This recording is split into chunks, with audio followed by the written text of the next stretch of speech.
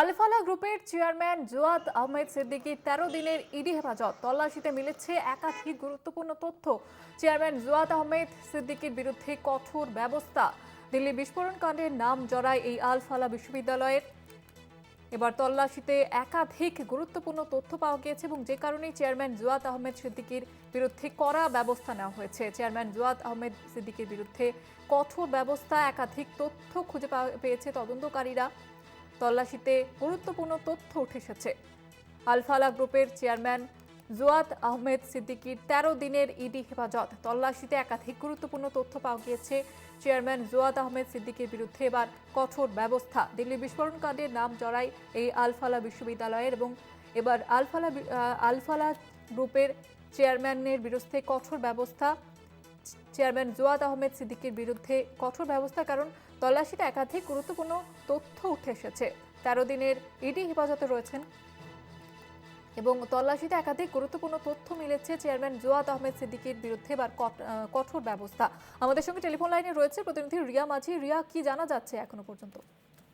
দেখো, ইডি গতকাল যে জওয়াদ আহমেদ সিদ্দিকী অর্থাৎ আলফালা ইউনিভার্সিটির যিনি চেয়ারম্যান তাকে গ্রেফতার করেছে এবং আমরা জানি যে পিএমএলএ কেসে তাকে গ্রেফতার করা হয়েছে, কারণ তার যে আর্থিক লেনদেন হয়েছিল ইউনিভার্সিটিতে যখন এনআইএ সহ অন্যান্য যে সমস্ত এজেন্সি তারা তদন্ত করছিল, সেই সময় কিন্তু তাদের নজরে আসে এই আর্থিক লেনদেন, যেটা কিন্তু ইলিগাল। এবং তারপরে ইডিকে এই পুরো বিষয়টা জানানো হয় এবং ইডি একটা প্রিলিমিনারি এনকোয়ারি করে এবং এনকোয়ারি করার পরেই কিন্তু তাদের যখন হাতে এই ডকুমেন্টস গুলো আসে তারপরেই সেটা অফিসিয়ালি ইসিআইআর করে তদন্ত শুরু করে গ্রেফতার করা হয় এই চেয়ারম্যানকে, জওয়াদ আহমেদ সিদ্দিকীকে গ্রেফতার করা হয়। এবং অত্যন্ত গুরুত্বপূর্ণ যে এই চেয়ারম্যানে তার যে ভাই তাকেও কিন্তু ফ্রড কেসে গ্রেফতার করেছে হরিয়ানা পুলিশ।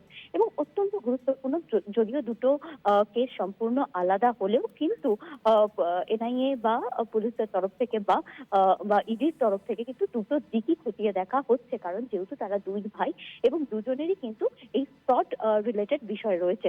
এবং একই সঙ্গে তোমায় জানিয়ে রাখবো যে 13 দিনের হেফাজত পেয়েছে এনফোর্সমেন্ট ডিরেক্টরেটের আধিকারিকরা।